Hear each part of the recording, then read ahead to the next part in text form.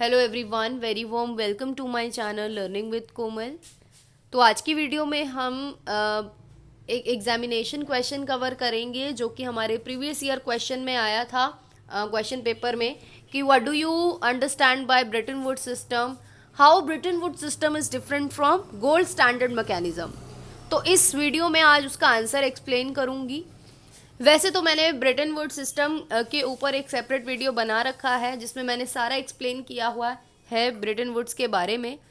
अगर आपने वो वीडियो वॉच करनी है तो आपको डिस्क्रिप्शन बॉक्स में उस वीडियो का भी लिंक मिल जाएगा, प्लेलिस्ट लिंक मिल जाएगा। इंटरनेशनल फाइनेंस के जितने भी टॉपिक्स हैं वो आप स्टडी कर सकेंगे। लेकिन आज की वीडियो में क्योंकि हमें सारा आंसर देना है तो इसलिए ब्रेटन वुड्स सिस्टम को भी एक्सप्लेन करूंगी, साथ में गोल्ड स्टैंडर्ड मैकेनिज्म को भी एक्सप्लेन करूंगी, और उसके बाद हम इनकी सिमिलैरिटीज भी पढ़ेंगे एंड डिफरेंस भी पढ़ेंगे। ठीक है, तो काफ़ी ज़्यादा हेल्पफुल होने वाली है आज की वीडियो आपके लिए। तो चैनल पर न्यू है या फिर आपने अभी तक हमारे चैनल को सब्सक्राइब नहीं किया है तो मेरी आपसे एक हम्बल रिक्वेस्ट रहेगी, चैनल को सब्सक्राइब ज़रूर करें, बेल आइकन को ज़रूर प्रेस करें, क्योंकि हम आपके लिए ही हेल्पफुल एंड यूज़फुल वीडियोस लाते हैं जो आपके लिए एग्ज़ाम में काफ़ी ज़्यादा काम आती हैं। वीडियो को लाइक, शेयर एंड कमेंट ज़रूर करें। चलिए फिर स्टार्ट करते हैं हम बिना टाइम वेस्ट किए। तो जैसा कि आप स्क्रीन पे देख सकते हैं, what is Bretton Woods system. सबसे पहले हम इसको स्टडी करेंगे। तो ब्रेटन वुड्स सिस्टम क्या होता है? तो ब्रेटन वुड्स सिस्टम एक एग्रीमेंट हुआ था 1944 में, जब 44 कंट्रीज के 730 डेलीगेट्स, यहाँ 703 थोड़ा मिसप्रिंट है, इसको आप ध्यान रखना, 730 है, ठीक है। 730 डेलीगेट्स जो हैं वो मिले थे और उन्होंने ये एग्रीमेंट किया था, ब्रेटन वुड्स सिस्टम यानी कि ब्रेटन वुड्स एग्रीमेंट किया था। ये एक कॉन्फ्रेंस हुआ था। कहाँ पर हुआ था? न्यू हैम्पशायर में हुआ था, जो कि एक ब्रेटन वुड्स नाम के प्लेस में है। मतलब ये जो ब्रेटन वुड्स है ना, ये एक जगह का नाम है। तो वहाँ एक न्यू हैम्पशायर न्यू हैम्पशायर में जो है ये कॉन्फ्रेंस हुई थी, जहाँ पे ये एग्रीमेंट हुआ था, जहाँ पे 44 कंट्रीज़ के 730 अथॉरिटीज़ यानी कि डेलीगेट्स जो है वो मिले और उन्होंने ये एग्रीमेंट किया। तो बेसिकली ये जो कॉन्फ्रेंस हुई थी वो United nation monetary and financial conference थी, एक तरीके की मॉनेटरी एंड फाइनेंशियल कॉन्फ्रेंस थी, जिसमें मॉनेटरी और फाइनेंशियली डिसीजन लिए गए थे। तो इसीलिए इसको एक तरीके से ब्रेटन वुड एग्रीमेंट कहा गया, क्योंकि ये ब्रेटन वुड्स में हुआ था। ठीक है, तो अब बात करते हैं कि ये है क्या। तो इस सिस्टम में होता क्या है? इस सिस्टम में क्या होता है कि गोल्ड को यूज़ किया गया। Gold was use as a basis के तौर पर यूज़ किया गया यूनाइटेड स्टेट्स के लिए। मतलब उसको जो है यूनाइटेड स्टेट्स डॉलर के साथ जो है लिंक किया गया गोल्ड को। कहने का ये मतलब है कि यूनाइटेड स्टेट्स कहते हैं कि 1 आउंस गोल्ड को उस टाइम पर 35 यूएस डॉलर के बराबर जो है वैल्यू दी गई थी उस टाइम पे। और क्या कहा गया था कि बाकी की जो अदर करेंसीज है यानी कि दूसरे कंट्रीज की जो करेंसीज हैं उसको लिंक किया गया यूएस डॉलर के साथ। ठीक है, तो यूएस डॉलर को लिंक किया गया पहले गोल्ड के साथ, और फिर बाकी विश्व की जो कंट्रीज हैं यानी कि अदर कंट्रीज हैं उनको लिंक किया गया यूएस डॉलर के साथ।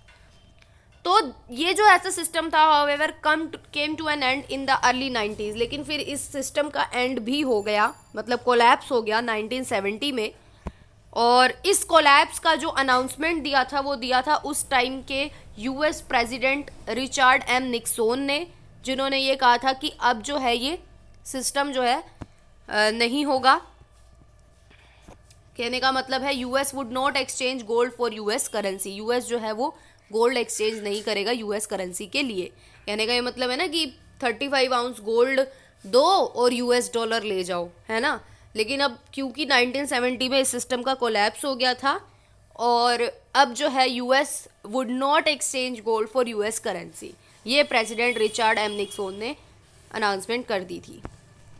उसके बाद अब ये जो डेलीगेट्स मिले थे, ये क्यों मिले थे? मतलब इन्होंने ब्रेटन वुड्स एग्रीमेंट क्यों लाया था, है ना। कोई वजह भी तो होगी, एग्रीमेंट बना कि हाँ भाई यूएस डॉलर को गोल्ड के साथ लिंक किया और फिर बाकी देश की अदर करेंसीज को यूएस डॉलर के साथ लिंक किया। तो ऐसा क्यों किया गया? तो delegate met to create an efficient foreign exchange system. इन डेलीगेट्स का जो मकसद था वो ये था कि फॉरेन एक्सचेंज सिस्टम को एफिशिएंट बनाना है ना, ताकि जो है वो इंटरनेशनल इकोनॉमिक की ग्रोथ को प्रमोट कर सके, यानी कि इंटरनेशनल ट्रेड को वो फैसिलिटेट कर सके, and prevent competitive currency devaluation.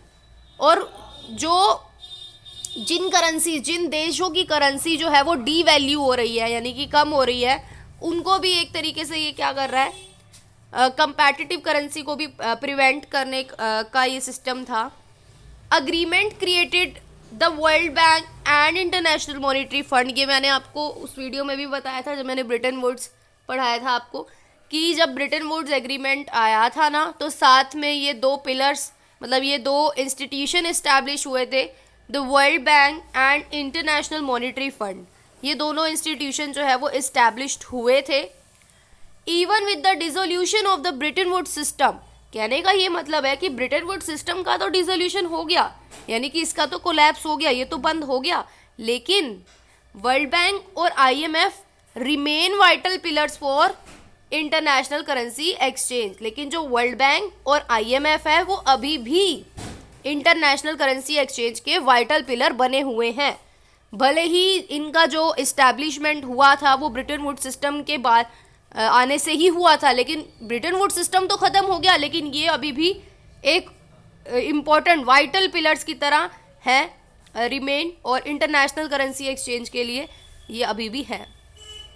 उसके बाद once the agreement was implemented its provision stated, मतलब जब ये एग्रीमेंट इम्प्लीमेंट हुआ ब्रिटेन वुड्स का, तो इसके जो प्रोविजंस हैं उन्होंने कहा था कि US dollar to be secure to the value of gold. इस एग्रीमेंट के जो प्रोविजंस थे वो ये बोलते थे कि यूएस डॉलर को गोल्ड की वैल्यू के साथ जो है सिक्योर किया जाएगा, और जो दूसरी वर्ल्ड की करेंसीज है, दूसरी कंट्री की जो करेंसीज है, उसको अटैच किया गया यूएस डॉलर के साथ।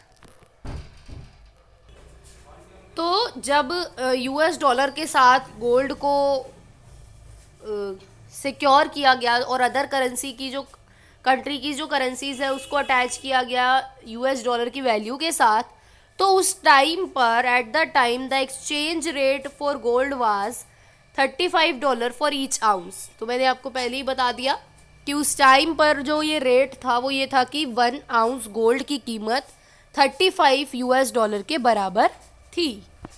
तो उसके बाद अब हम इसके बेनिफिट्स पढ़ेंगे। तो अब बेनिफिट्स की बात करें तो it brought together the 44 countries involve. सबसे पहला बेनिफिट तो ये था कि 44 कंट्रीज जो है वो एक साथ इन्वॉल्व हुई। It lead to the creation of the world bank and the IMF. इसकी वजह से वर्ल्ड बैंक और आईएमएफ का क्रिएशन हुआ, ये बने। उसके बाद द करेंसी पैग्स प्रोवाइड, ये जो करेंसी पैग हुआ इसकी वजह से एक्सचेंज रेट में स्टेबिलिटी आई, जिसकी वजह से सर्विसेज एंड गुड्स का जो ट्रेड होता था वो थोड़ा सरल बना, फैसिलिटेशन हुआ उस चीज़ का भी। उसके बाद it reduce the volatility of the international currency exchange rate. Volatility का मतलब होता है इंस्टेबिलिटी, अस्थिरता। तो ये इससे इंटरनेशनल करेंसी एक्सचेंज में जो अस्थिरता थी, इंस्टेबिलिटी थी, उसको भी कम किया। उसके बाद the stability in foreign exchange lead to the successful provision of grant and loan by the world bank, कि जब फॉरेन एक्सचेंज में एक स्टेबिलिटी आई तो उससे वर्ल्ड बैंक जो है एक सक्सेसफुल प्रोविज़न बने, जिससे कि वर्ल्ड बैंक जो है लोन ग्रांट कर सकते थे। तो एक तरीके से ये फ़ायदे हैं इस ब्रिटेन वुड्स एग्रीमेंट के। उसके बाद डिस्पाइट इट्स कोलैप्स इन 1973, कहने का ये मतलब है ब्रिटेन वुड्स का जब 1973 में कोलैप्स हो गया, it remain vital in the financial history of the world. लेकिन फिर भी एक बहुत ही इम्पोर्टेंट बना रहा ये एग्रीमेंट फाइनेंशियल हिस्ट्री में वर्ल्ड की। And the two institution created continue to serve global authority, जो कि दो इंस्टीट्यूशन कौन से आपको पता ही है, world bank and IMF। Now let's talk about the what is gold standard. अभी तो हमने पढ़ा ब्रेटन वुड्स अग्रीमेंट, जो कि हमने पहले भी स्टडी किया हुआ है। अब हम बात करेंगे गोल्ड स्टैंडर्ड की, गोल्ड स्टैंडर्ड क्या है, उसके बाद हम इसके बीच का डिफरेंस पढ़ेंगे और सिमिलैरिटी पढ़ेंगे। तो this is a monetary system that involve linking a country's currency to gold. Gold standard क्या है, एक तरीके का ऐसा मॉनेटरी सिस्टम है जिसमें एक कंट्री की करेंसी को गोल्ड के साथ लिंक किया जाता है। तो the system was governed by a countries agreement, the system was governed by a countries agreement to convert currency based on a fixed amount of gold. तो ये हर कंट्री का अपना अपना एक फिक्स्ड अमाउंट होता था कि हाँ, अगर वो अपनी करेंसी दे रही है तो वो ये इतना अमाउंट जो है वो देंगी गोल्ड के बदले में, ठीक है। तो एक फिक्स प्राइस होता था, was then used as a measure of the paper money value. तो domestic currency were convertible to gold at a fix rate. तो जो भी डोमेस्टिक करेंसी थी वो फिक्स रेट पर गोल्ड में कन्वर्ट होती थी।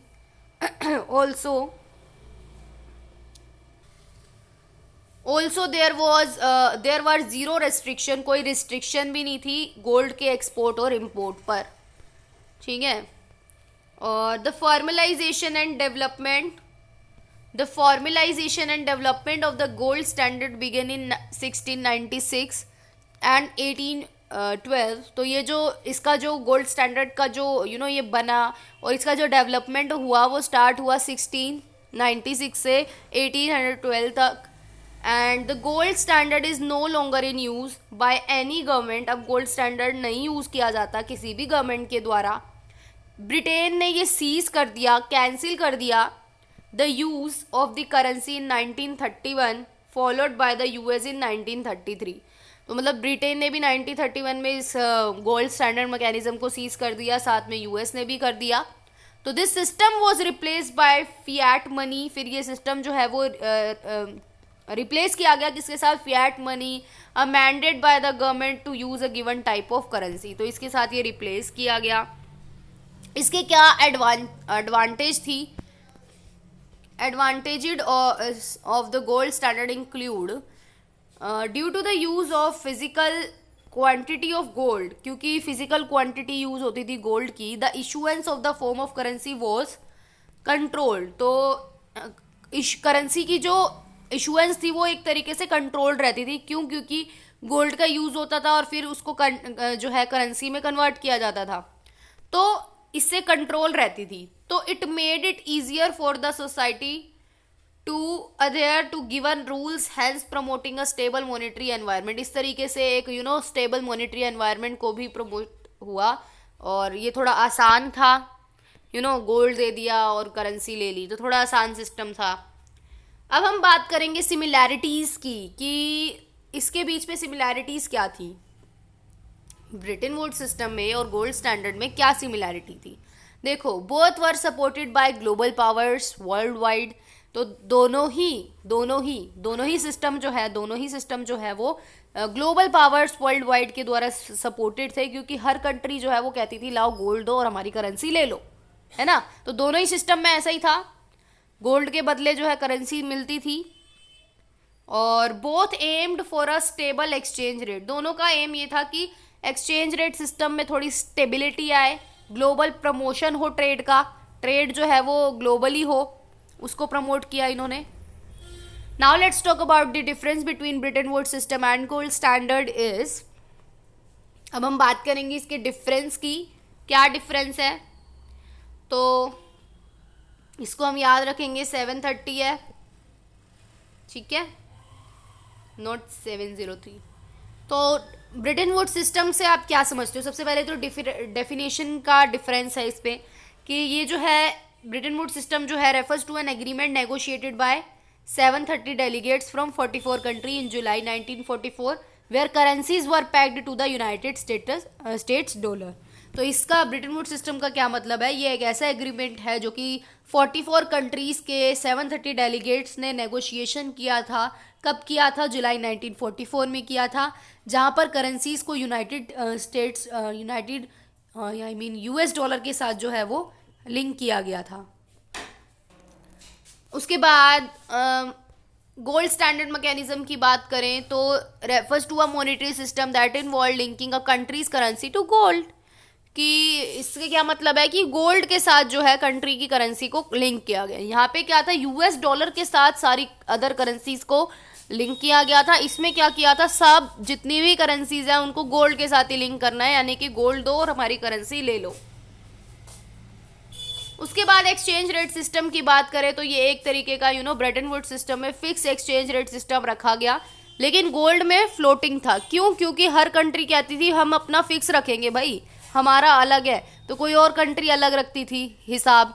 कोई कंट्री मान लो कि बोले कि हमारी अगर आपको करेंसी लेनी है तो आप इतने गोल्ड दोगे तो इतनी करेंसी मिलेगी, तो बेसिकली इसीलिए फ्लोटिंग था, हर कंट्री का अपना अपना हिसाब था। इसमें क्या था, फिक्स था कि आपको अगर यूनाइटेड स्टेट डॉलर चाहिए आप 35 आउंस गोल्ड लाओ और United state 35 United state dollar ले जाओ, और फिर बाकी जो है यूनाइटेड स्टेट डॉलर के साथ दूसरी करेंसीज को लिंक कर दिया गया।